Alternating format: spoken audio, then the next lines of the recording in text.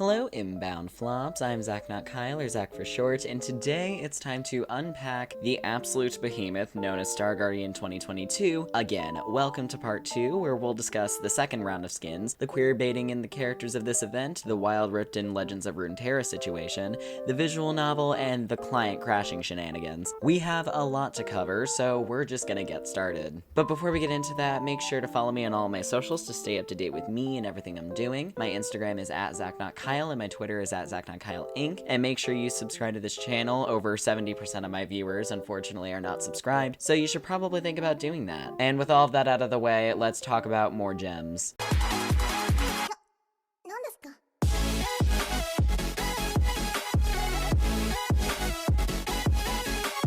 Okay, so for context, I'm going to be recording this on August 1st, which is after the 12.14 patch for League of Legends came out. So I wanted to start by walking through the 5 skins we got from it and the prestige. So starting with our legendary, Akali is a very strong character for Star Guardians. I know a lot of people have mixed opinions on her, but my take is that her skin is really good. I do think that there's a lot of potential the skin did have that got a bit lost in translation as far as the mixing of corruption and purity goes. I wouldn't say it's bad though. There's a lot to love here, from the colors to the abilities to the dance. 9 out of 10. So I have been waiting for actual years for the skin line to take inspiration from Tuxedo Mask from Sailor Moon, and Quinn is absolutely perfect for that reason. I will say that the blue in her wings is slightly off-putting from her color theory, but other than that, she looks perfectly fine. I like that they made Valor her familiar, and her pinks leaning darker was a good choice for Riot. My only critique is that sometimes it feels like way too much is happening with the design. Quinn's base form has a lot of armor, so compensating for that is hard to do at times. Overall, I do think a nice 8 out of 10 is deserved. Moving on to Rell. Rell is a stock standard Star Guardian, who also has armor and makes it a statement, and it's fucking awesome. I love her armor and her composition a lot.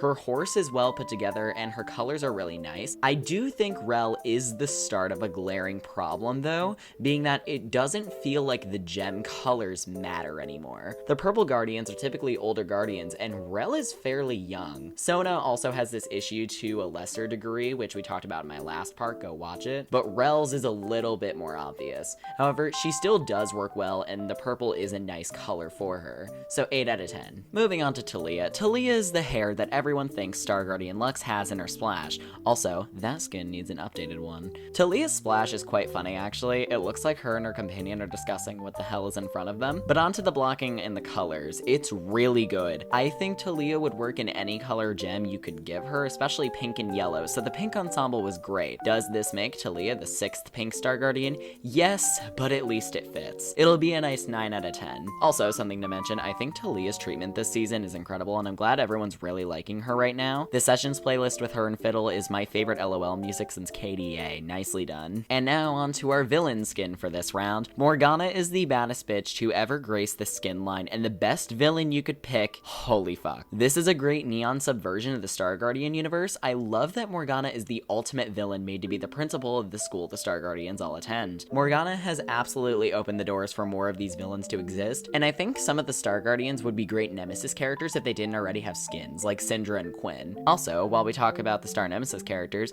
this Star Nemesis Evelynn design from, please forgive me if I butcher this, u/thatmahuge on Reddit is a great design that should exist in the next line of Star Guardians. Riot, take notes. 10 out of fucking 10 for Morgana though. And for our last skin, let's talk about Syndra for a second, which is just that, again, Star Guardian it is not. I mean, don't get me wrong, it's amazing. Like, this skin is really good. It's just that it would fit so much better if it was not Star Guardian. Like, if this was Coven Syndra, I would buy it. Unfortunately, Star Guardian it is not. 5 out of 10. Okay, so now we get to the very long discussion that I teased in part 1 of this series. Let's talk about the LGBTQ representation of this line. So to run down everything in a few sentences, many have speculated that Akali and Kai'Sa might be gay for each other, and a lot of Riot's media for this event hints to that. Also, people think that Fiddlesticks is a heavily queer-coded villain, and that is both problematic and fantastic, and we'll discuss why. Also, Taliyah and Rell, who are actual LGBTQ characters, Rell being bisexual and Taliyah being trans,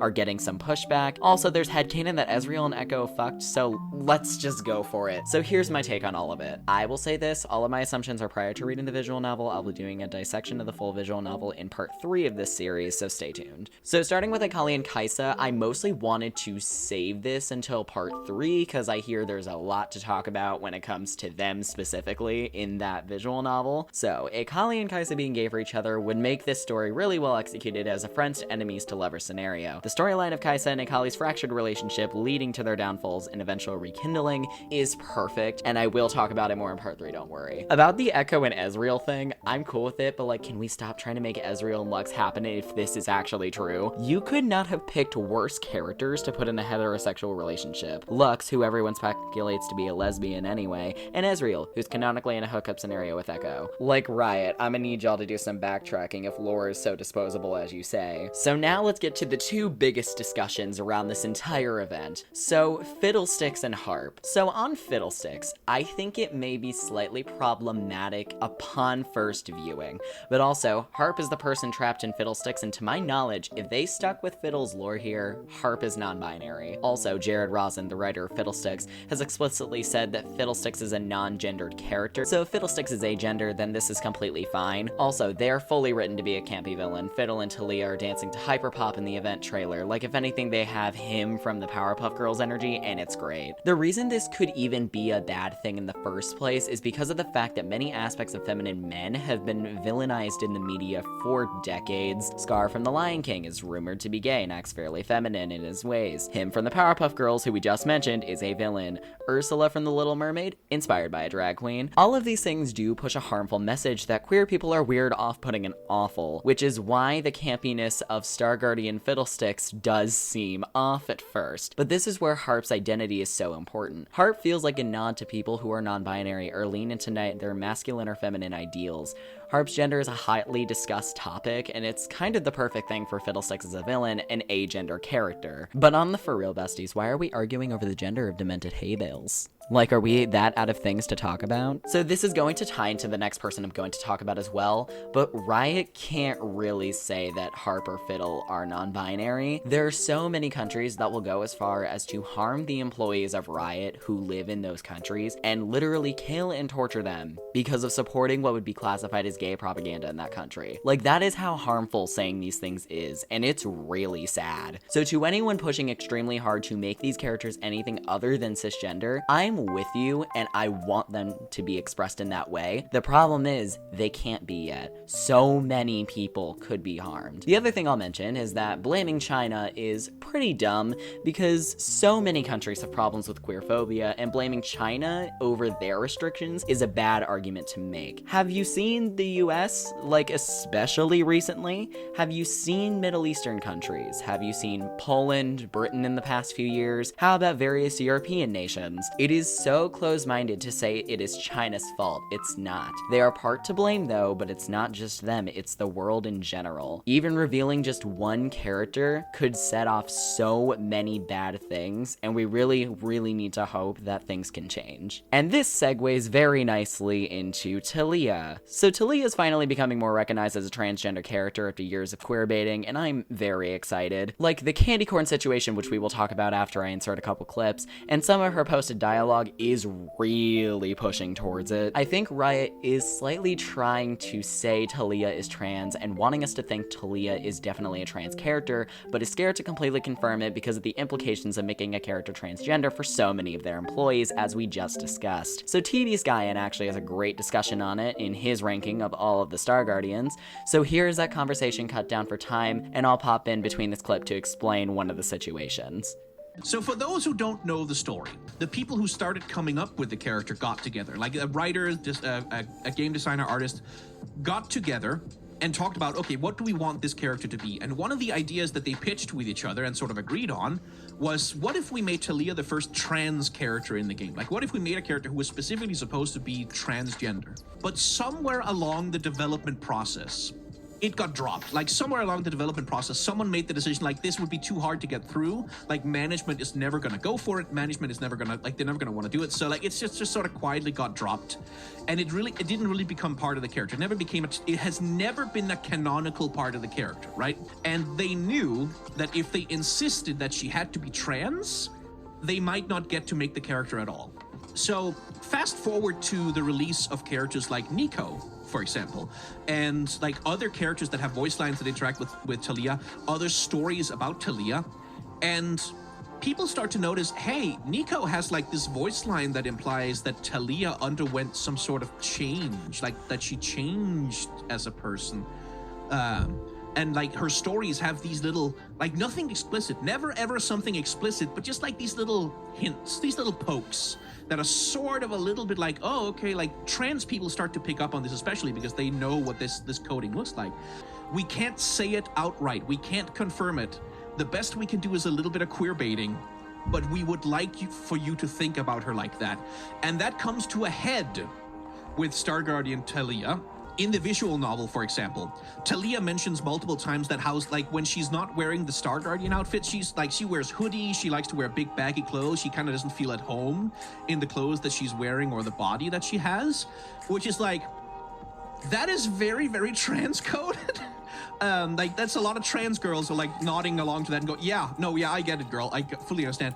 And she has this thing of like, when she's in her Star Guardian outfit, she feels more like herself. Like, this feels like a true expression of who she is as a person. Then Riot Games Music releases this official piece of artwork for Talia where she has this drawn this little candy corn in the corner of her book that is specifically in the colors of the trans flag. So let's talk about that candy corn post for a second. So the caption is a fun thing to dissect because I have become unfortunately good at this as someone who grew up with Tumblr. Just some doodles, I don't know what to call this thing, but I feel like it's always in the corner of my eye lately. An interesting pattern. It's quite distracting, but also a bit fun. So starting with I don't know what to call this thing, but I feel like it's always in the corner of my eye lately. The candy corn is in the corner. That's a bit interesting, isn't it? I feel like it's always in the corner of my eye lately. That could be a reference to Talia struggling with her identity. We do see her come into her own more when she puts on her Star Guardian uniform. An interesting pattern, trans flag. It's quite distracting but also a bit fun. Here I think Talia is excited to explore her identity more. However, she feels like it is pulling her back a bit from other things, hence the distraction bit. This entire candy corn debate feels like it's hinting at Talia being transgender even more. I really hope it is because it's become clear that the vision for Talia to be trans has always been there, and Riot's finally allowing all of the artists to show it. Also, a small side note, we're very enveloped in this discussion, but in my pile of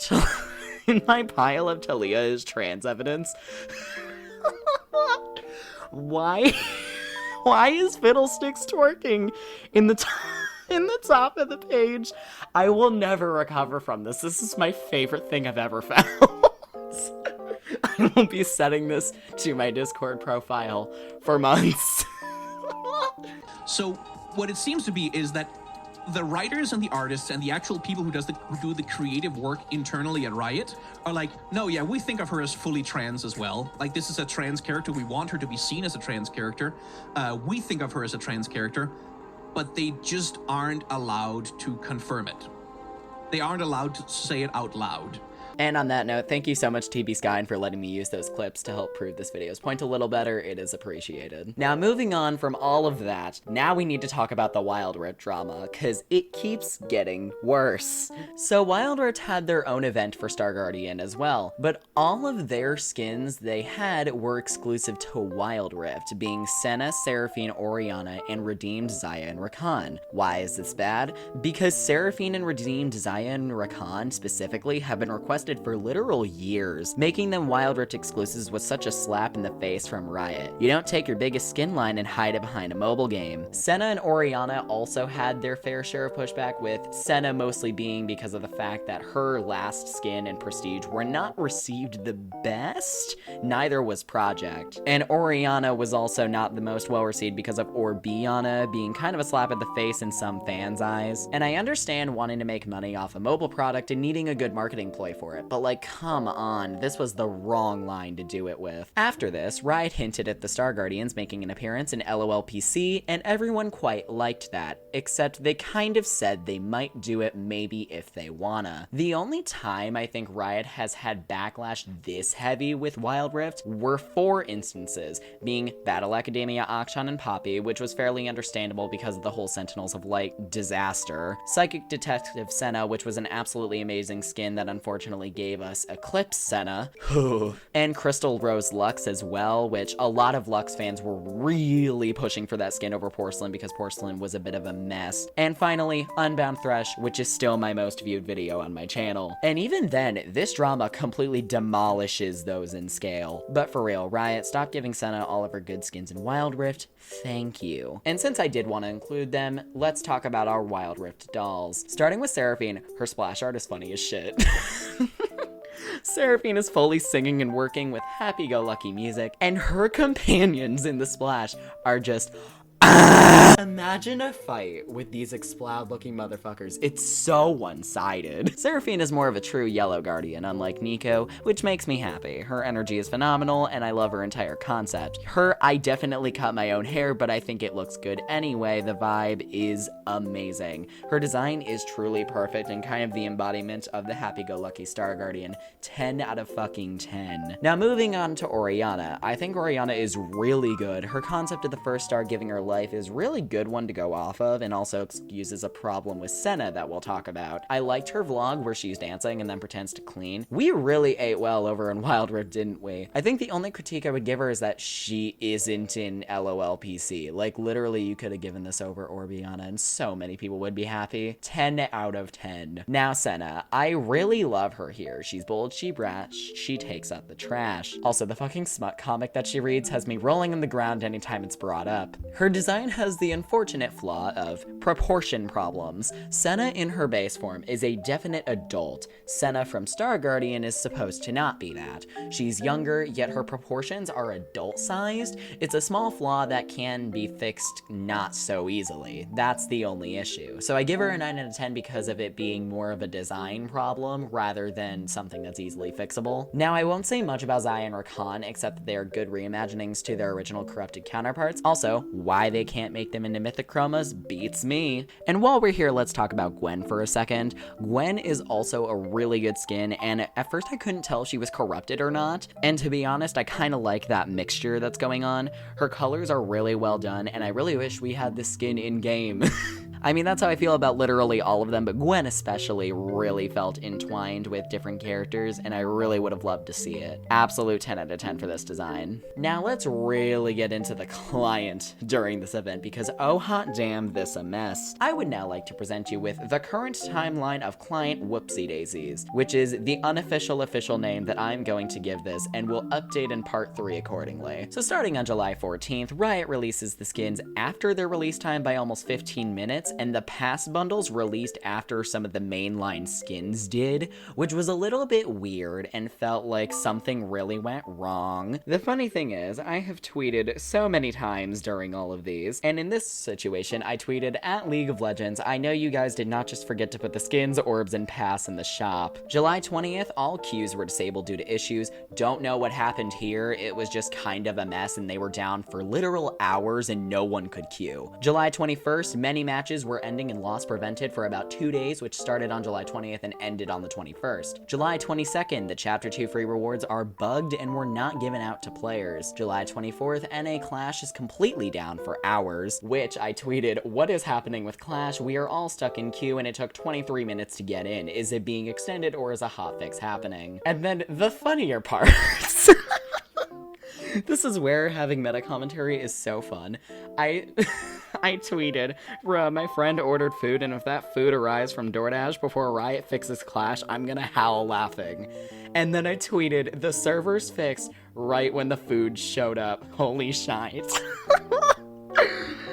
Oh my god, DoorDash is like so bad at delivering food on time. When they're doing better than Riot Games, you know something's wrong. July 27th, multiple rare skins are involved in a bug, removing them from the client. July 27th through the 28th, ranked queues are once again disabled. July 28th, the Chapter 3 rewards also become bugged. July 28th, again, an issue where certain owned skins, borders, and icons would not show up in the collection page or would be unavailable for use. July 29th, a Riot attempted to compensate players for the July 21st outage using 40 Star Guardian tokens, and the cherry on top is that it was also bugged. And we're not even into August yet. Who knows what is going to happen? I think this event is starting to show Riot that their client's too broken for them to use anymore. There have been too many problems to justify no client changes.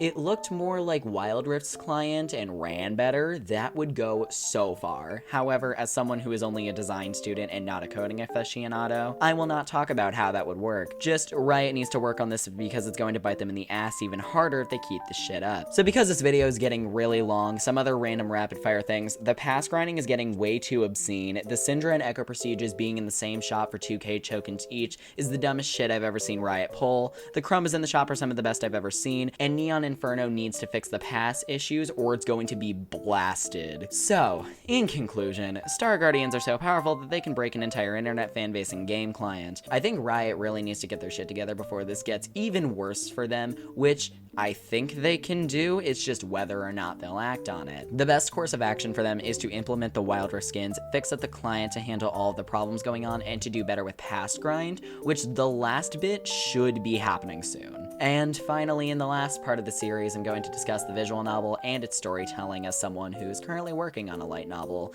so stay tuned for that. And that's going to be it for today's video, so make sure to go ahead and like, comment, and subscribe to stay up to date with me and everything I'm working on. Now get out there, get on the writ, and be a nice human. Bye, sis.